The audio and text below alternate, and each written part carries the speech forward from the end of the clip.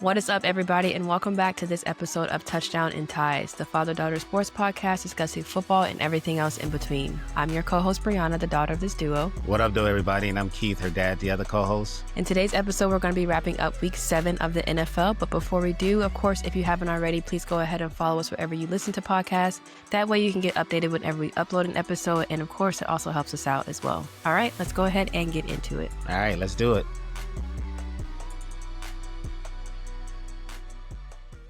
All right. So we're a little behind this week because you were at the Monday Night Football game. So it was Victory Tuesday, and we're discussing this on a Wednesday. That's right. Let's go ahead and open it up and talk about the Lions' victory against the Bucs on Monday night. How was the game? It's great. They won. Yeah. It was a great game, man. It's, I go to a lot of games on the road with the Lions. Road games are fun, but being in Ford Field is nothing like it. I mean, obviously you're there with, predominantly Detroit Lions fans. It was blackout Monday because they wore their black jerseys. So everybody had on their black jerseys. So it was just a lot of fun to be in Ford Field. The energy, even before the game even starts, is just incredible. I mean, it's the volume, the noise volume is deafening. Just doing the introductions. It's just really insane. I mean, I text you and I heard the "ref you suck" chants. I'm like, they're louder than the commentators right now. So I can only imagine how loud it was in the stadium with those penalties were getting called.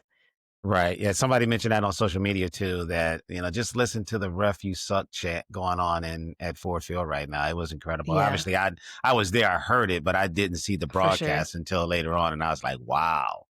Yeah, it was loud. It was very, loud. Very loud. I was like, it has to be super loud there. Yeah. It's incredible.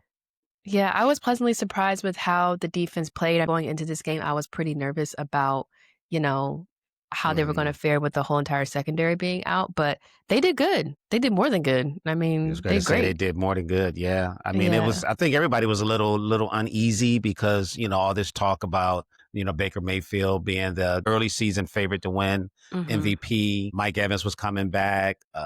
Emeka Ibuku actually played when there was some possibility that he wouldn't play, but all those guys were on the field, and then the Lions were missing like their top 6 guys from their secondary. So there was a lot of uneasiness going on. It was kind of, quelled a little bit. The Lions got the ball first and they went down and they scored. And it was just like, okay, so the offense looked like they're going to be in sync tonight. And then the defense got on the field, and I mean, Tampa couldn't do anything for the majority of that first half. They didn't do anything. Tampa couldn't do anything. They were barely moving the ball. So it was very impressive. Big ups to Kelvin Shepard. He had those guys ready to go. That was probably his best game that he's had this season. And I love watching a Dan Campbell locker room speech after the game. Yeah. And he was just saying, like, the defense plays like that every single week, like they're going to win every game. And I can't disagree. Like you said on our last episode, you can't lose if the other team don't score, and, Tampa only had a field goal and a touchdown for the whole game. I know, like, Jared Goff, he threw that interception, but Tampa only got the field goal after that. So, I mean, the defense just played lights out all night, and it was befitting for, the blackout. So that was really fun to see. It was really fun to see. Yeah, no doubt. I mean, that was, given the opponent, it was clearly the best defensive game that the Lions had 100% this year. I mean, to hold that team to 9 total points and only 251 total yards, that was very impressive. I mean, the last time I saw the Lions defense play that well was the final game against the Vikings last year with the division on the line. So it wasn't that long ago, but I think even this performance kind of topped that a little bit. Sure. I mean, those guys were everywhere. And it was like, I mean, I'm a Detroit Lions fan. I mean, I follow everything these guys do. It was guys on the field I hadn't even heard of that they were playing in the secondary. I'm like, who is that? Who's number 27? It was guys I hadn't even heard of, but those guys went out and they balled. They really balled. And as a longtime Detroit Lions fan, the one thing that the Lions always lacked was depth. They had pretty decent, frontline guys, but they never really had any depth. And this kind of came to play last year with all the guys on the defensive line getting injured, and they were plugging guys in and they were still keeping it rolling. We saw the same thing on Monday night with, again, all the guys from the secondary not playing, and you just plugging guys in that you had on the practice squad, getting guys that was on other teams' practice squad, and they didn't miss a beat. So that was, somebody who's followed the Lions for many decades. That was good to see. Surprise. Yeah, it was good to see. Because like you said, a lot of times you always talking about teams don't rebuild, they reload and things like that. Right. So it was nice to see that the Lions were able to, other guys were able to step up, so to speak, because I'm pretty sure he's been on the team for a little bit. But Brock Yassin, I mean, he had an amazing game, but to be fair, like I never heard of him much. I know he's probably it's his played, first year. This is his first year with the Lions. Okay, so I wasn't tripping because I was like, I don't remember that guy, but I mean, he had a great game. And I was going to say the only starter that played was Amik Robertson, number 21. I mean, he's like one of the normal starters. Everybody else it's just like, backups and guys, again, like I said, that they picked up during the week. Right. Because they had to overcome the suspension from Brian Branch. And also with Kirby Joseph now being ruled out on a Thursday or Friday, whatever day the injury report came out. Yeah. So, but they look really, really good. And again, big ups to Kelvin Shepard, the defensive coordinator. He had those guys ready to go. Yeah. And we talked about Rock Ya-Sin, and then obviously that Mike Evans went down on Tampa Bay when he was defending that deep ball from Baker Mayfield. When I was watching it at first, I know the announcers, commentators, broadcasters, whatever you call them, whatever the verbiage is, they were speaking about his hamstring injury that he had in week 3. So they were kind of assuming that it was that. But then once you watch the replay, dude literally took his full body weight on his shoulder. And you could just see his shoulder kind of like recoil. And the allied healthcare professional in me, and I was like, that is not good. Yeah. And I know he stayed on the field for a while, and I knew it wasn't a hamstring by the length of time that he spent on the field. We didn't know exactly what it was when you were sitting in the stands, but it was just like, man, okay, get up, dude. I mean, I'm thinking that maybe he hit his head, and I think they did say he came out and he did hit his head because he went like that. Yeah, but you still, when you see guys get a concussion, they don't stay on the field that long, and then, we were sitting on Tampa's sideline area there, and you could see once they brought him out of that tent, he was in a lot of pain. He was in a lot of pain. So, you could tell that he probably was done for the day. Even when he was getting up to walk off the field, for one, he was slow to stand up. But then the cameras were on his face. And I was like, I don't know what else is going on, but minimum that man has concussion because his eyes were like opening and closing when he did try to open them. He just looked really out of it. So, but I mean, it sucks for Tampa, obviously, because they just got him back this game after he was being out for week 3. And he didn't even have 20 snaps in this game before he got hurt. Yeah. Yeah, he had been out for like 3 weeks. He had missed at least 3 weeks, if I'm not mistaken. Yeah, because he was out since week 3, so this was week 7. So he was out for about 3 weeks. And now they're saying he's going to be out for most of what's left of the regular season. So hopefully he heals up quick, man. I like Mike Evans. He's a good player. Yeah, I did some research on him because I don't pay attention to Tampa, so I never really heard of him. But I mean, I've heard of him, but I didn't know like what his lore was basically. But I found out that last season he tied with Jerry Rice for the most consecutive seasons of having 1,000 receiving yards or more. And he was going to probably break that record this year. But now with the hamstring injury on top of the clavicle and the concussion, I mean, obviously that's probably not going to happen, unfortunately. It's definitely not going to happen. It's definitely not going to happen. Definitely But Tampa's already depleted in their wide receiver room as it is. Jalen McMillan, he had the neck injury in preseason. And then obviously Emeka Mbuka, he had the hamstring injury against the 49ers. So yeah, but he played though. He ended up playing. Yeah, he played for a little bit, but it's looking rough for them right now with their injuries, similar to how the Lions were last year with the defense. And then this week with the secondary. Yeah. Shout out to the Lions, man. Jahmyr Gibbs. JG. Crazy. How do we still talking for 10 minutes now? We just now mentioning his name. What the heck? I mean, you got the Calvin Johnson jersey on. I mean, that's what they kept comparing him to, all week. Yeah. Well, it was because it was a defensive game. I mean, the Lions offense, they scored a few points. They did enough to win the game. But, Lions offense, to me, they're not really in sync yet. I mean, they're winning games. They're scoring points. We saw them, put up 52 against Chicago. They played well on that Monday night game against the Ravens. But other than that, the Lions, I mean, they have their moments here and there, but the offense is missing something. I don't know exactly what it is. They can't seem to get Jameis Williamson the ball. Yeah, David Montgomery hasn't really been doing too much this year. I mean, his biggest game was the Cincinnati game. I feel like. I mean, the Ravens he had a great game too. That Monday night game against the Ravens, he played well. He played well against Cincinnati, but I don't know. Something is missing. I don't know.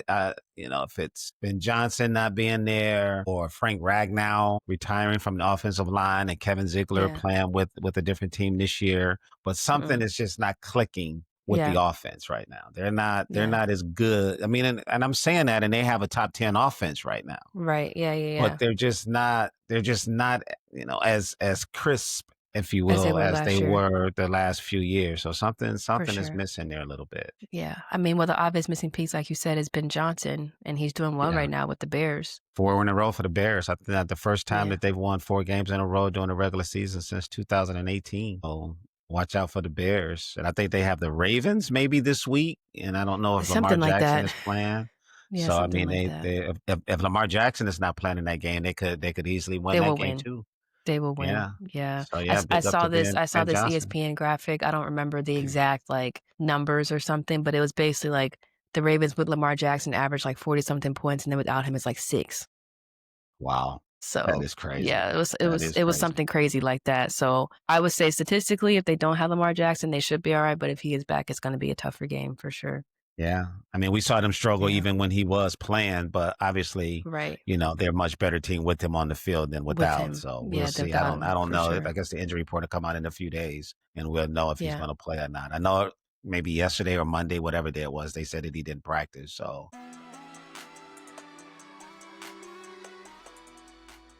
Packers and the Cardinals, NFC, other game. I was surprised by just the pacing of that game. I know we always say or you always say there's no easy games in the NFL, but the Cardinals, why were they struggling like that against the Cardinals? I mean, the Cardinals were in the lead for a little bit there most of the game. That game. Yeah, most of the game. Yeah, they led most of the game. Yeah, the Packers are 4-1-1 right now, but it's since the opening game of the season against the Lions, they just looked okay. I mean, they're winning games, but it's they're not dominating anybody, so for sure. They had to tie against the Cowboys in week 4. They lost to the Browns. I mean, give them credit. They're winning games, but right now it's not you're looking at the Green Bay Packers and going man, that's the best team in the NFC right now. You're not looking at it like that. I mean, Micah Parsons had a great game. I mean, he had 3 sacks in the game. He had 3 sacks. Marvin Harrison Jr. was getting some catches with the Cardinals, a couple there. Which is good. I mean, he was struggling a lot, so it's good to the past couple of weeks he's been kind of finding a rhythm. So it's good for him. Yeah, he's picking it up a little bit. I mean, and Kyler Murray hasn't played at least the last 2 games, maybe. Yeah, I didn't realize he was hurt. I mean, I don't pay attention to the Cardinals like that, but I didn't realize he was hurt until this game when I was watching it. I was like, who was that man on the field? Because I never heard of that guy. Jacoby Brissett has been around for a long time. He's a journeyman quarterback. He's played for a lot of teams. Oh, they're going different teams. Okay, that makes sense. He's been around for a while. Yeah. Been around for a while.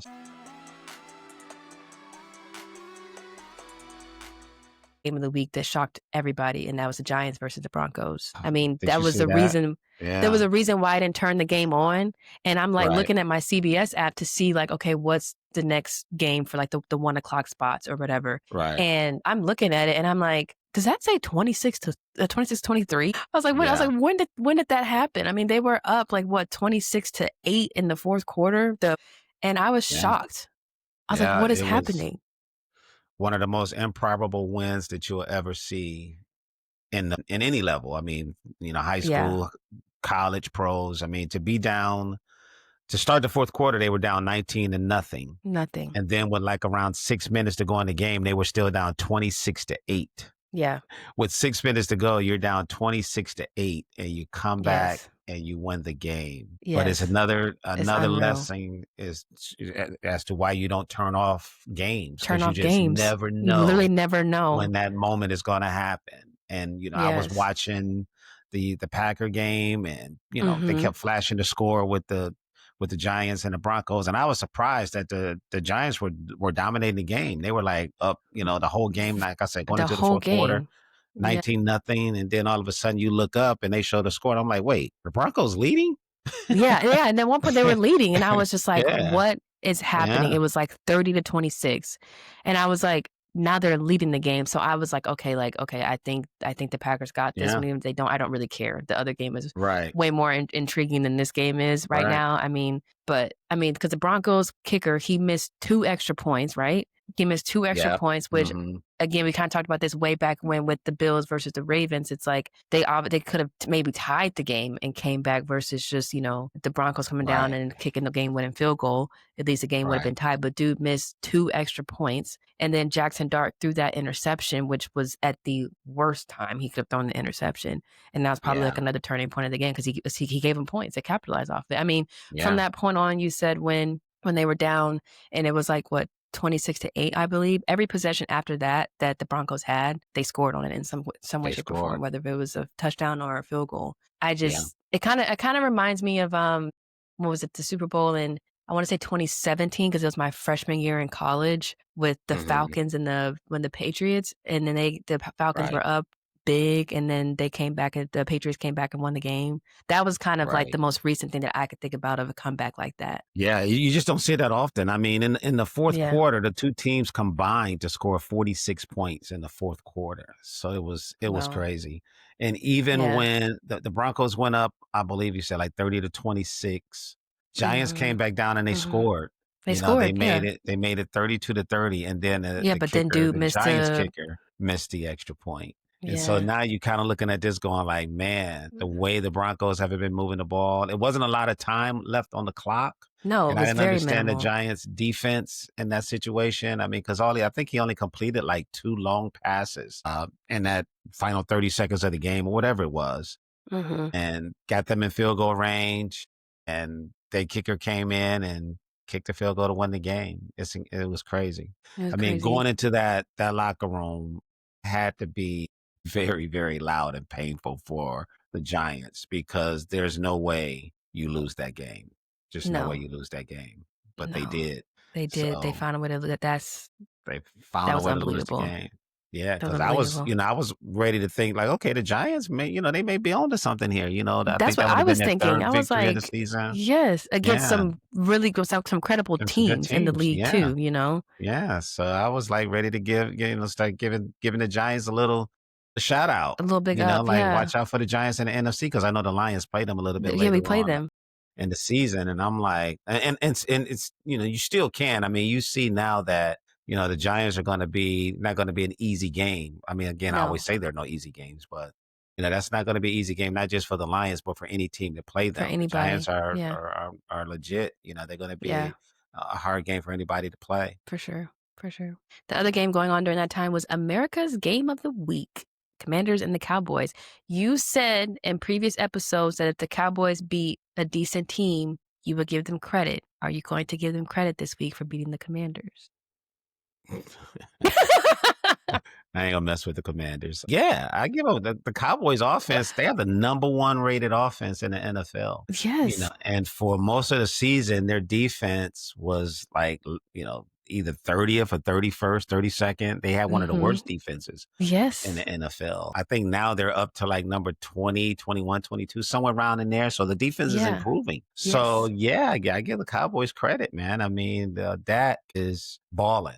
He got a CeeDee Lamb back this week. Yes. He came right in and had an impact. Basically perfect that game. I mean, he had a great game. I get the Cowboys credit. I mean, I always give teams credit, man, because you don't count. It's too early to be counting teams out. For sure. Teams are still trying to figure it out. But even back when they were struggling, like when the defense was like horrible, I didn't lie at the time. The defense was horrible. Yeah, they were. A lot of people said that. Yeah, they were giving up a lot of points. They were giving up a lot of touchdowns, passing yards, and that sort of thing. So the defense was bad. But they've improved over the last few weeks. So then that's what you want. I mean, you don't want to be playing your best football in September and October. I mean, you want to start getting better as the season progresses. So, around, December, January, you're peaking. And right now, the Cowboys are trending in the right direction. They have a game against the Broncos coming up on Sunday. So that'll be another good test for them. Really good game. Yeah. Then they have their bye week. So if they can somehow go to Denver, win that game, and go into their bye week sitting at 4-3-1, the Cowboys will be right there. Yeah, it's going to be right there. So I give him. Dak is playing out of his mind right now. Yeah. So they have a good running back. Javonte Williams is leading the NFC. I think he's the the leading rusher in the NFC and number 2, maybe 2 or 3 overall in the league. So you have a good balanced attack between their running game and their passing game. So yeah, the Cowboys are a legitimate team. They're a legitimate team. They get that defense going a little bit more. They're supposed to get one of their better pass rushers back. Overshawn, I think is his name. Is supposed to be coming back here like within the next couple of weeks. I mean, he's a really good pass rusher. So yeah, watch out for Dallas going down the stretch here. I know. I was like, every week this season, it's like the Lions schedule just gets tougher and tougher. I mean, we knew it was going to be tough, but like all of a sudden the Giants are good this year. The Cowboys look great. It's like, seriously, is every game going to be difficult? I mean, at least some weeks you kind of get a little, take a little breath, take a little break. Have a little break. I don't think that's going to happen this year.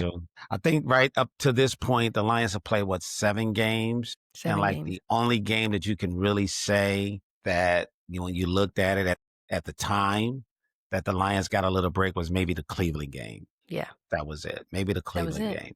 Maybe to a lesser extent, maybe Chicago, the second week of the season when they play Chicago. But, with Ben Johnson coming back to town for the first time or whatever, there was a lot, going into that game. And they performed. That was like, as far as scoring is concerned, that's their best scoring game that they've had so far this year. But, it's supposed to be hard, right? I mean, right now the Lions have a top 10 offense, a top 10 defense, and that's what you want. That's the goal. Teams like that usually go far throughout the course of the season and into the playoffs and potentially make it to the Super Bowl. That's what you want. Yeah, that's what you want. So, the Lions have a tough schedule, but the Lions are a tough team as well. So it's not like, teams looking at the Lions on that schedule and going like, man, we can beat them. Yeah. No, they looking at that. They looking at the Lions being on their schedule and going like, man, that's going to be a tough game. Tough game. So, and that's what you want, man. I mean, you don't want it to be easy. It's not supposed to be easy. So, when they play the Giants, I want to have an anxiety attack every week. That's what makes it fun. That's what makes it fun. You sit there, you just, watching the game, anticipating what's going to happen, seeing what your team can do against, the better teams. I mean, and that was starting to be some of the talk about the Lions. They were 4-2 going into the Monday night game, and all of a sudden people are looking at their schedule going like, well, who did they beat? And it's just like, really? I mean, coming into the season, the Lions had one of the toughest schedules in the NFL. Now, certain things have happened throughout the course of the season to change that.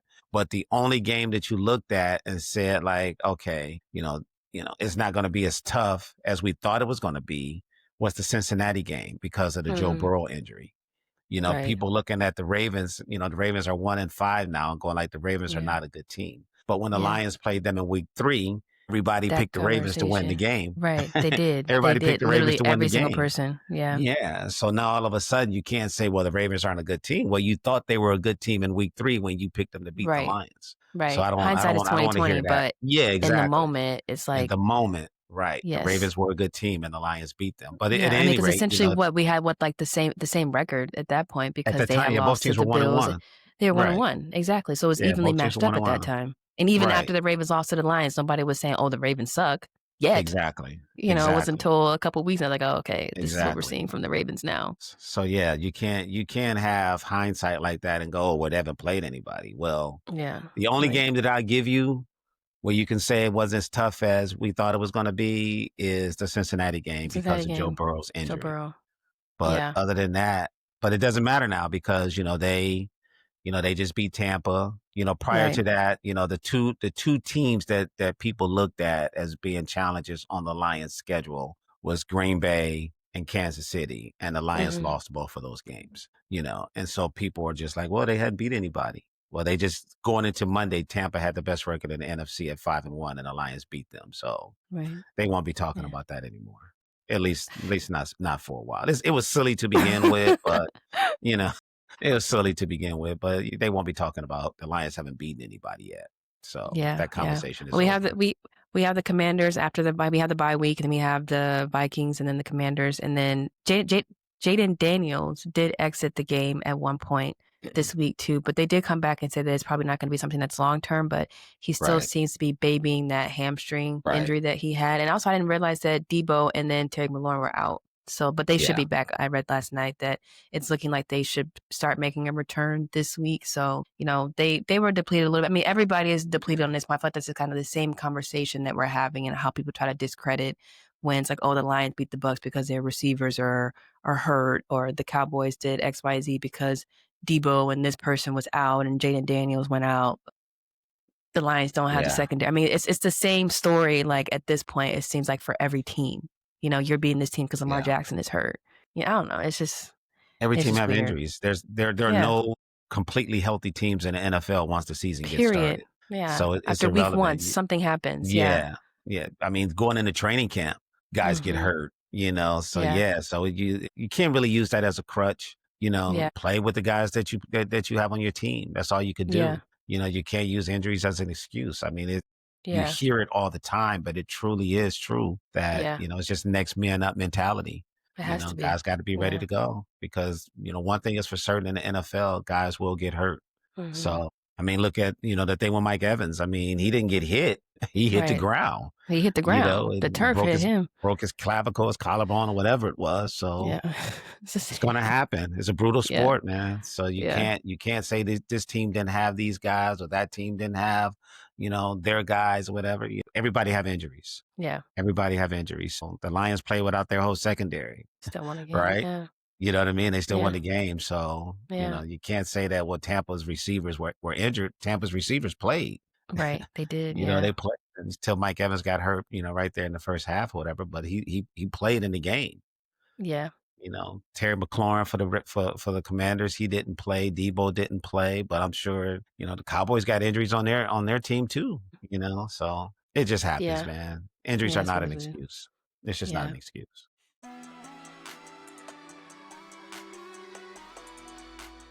All right, well, wrapping up in the NFC, the Eagles and the Vikings. The Eagles finally look good this week. I feel like it was the Eagles that you want to see. Jalen Hurts had a great game. I would hope that A.J. Brown and Devontae Smith are a little bit more satisfied with their production this week. I mean, that's the most I've seen them been able to do anything else. It's not a fault of them. I know there's been some issues with like how the offense is being ran, but I feel like they did well. They did. I mean, Devontae Smith had a career high in receiving yards. I think it was like 183.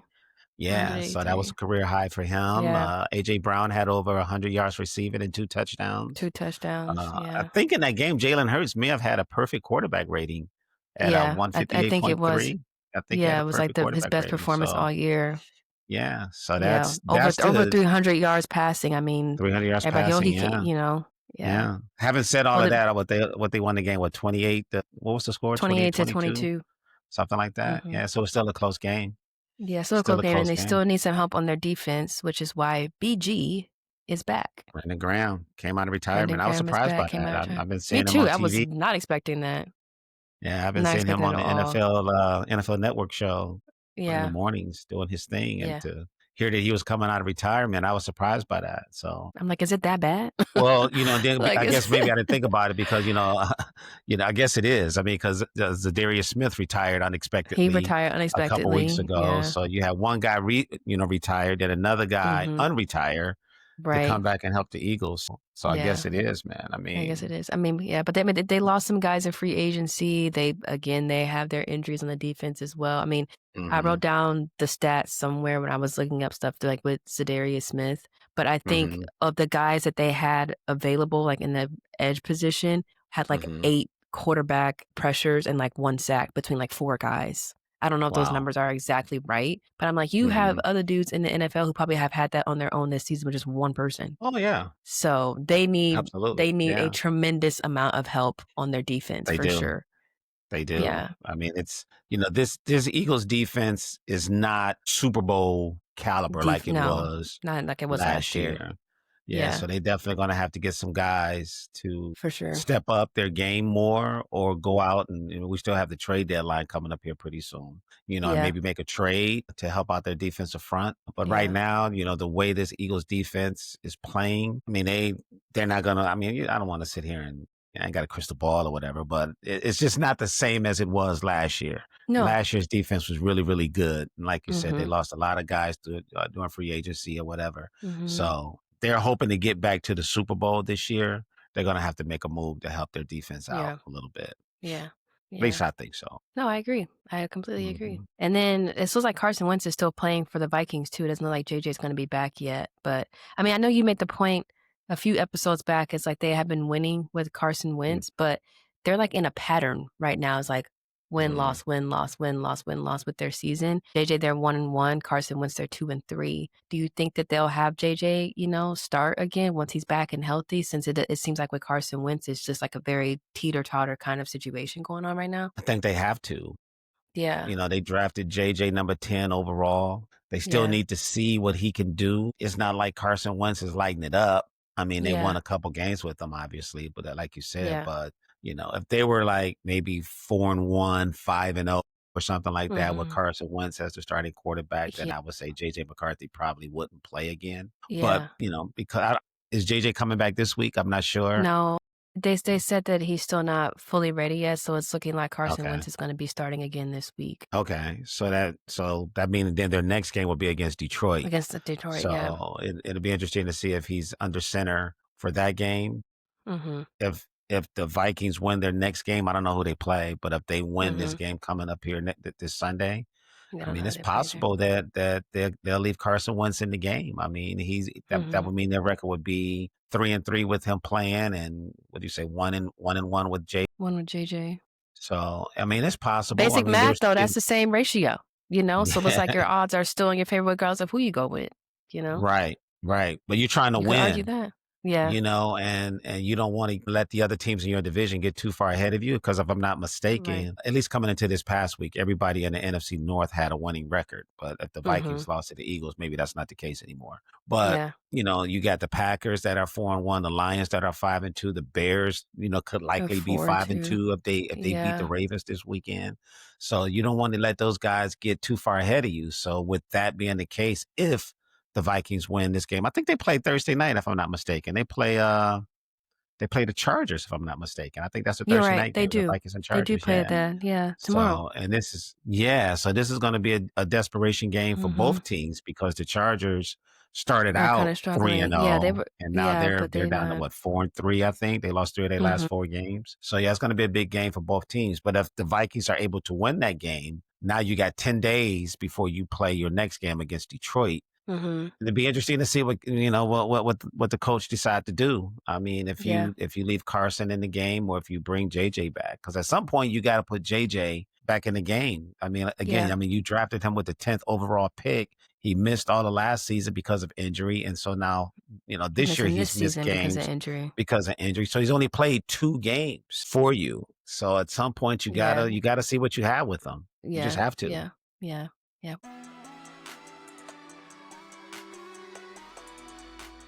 Well, wrapping up the conversation, I wanted to say one more thing about quarterbacks. Miami and the Jets both benched their quarterbacks during this game this week, because Tua, he threw 3 interceptions.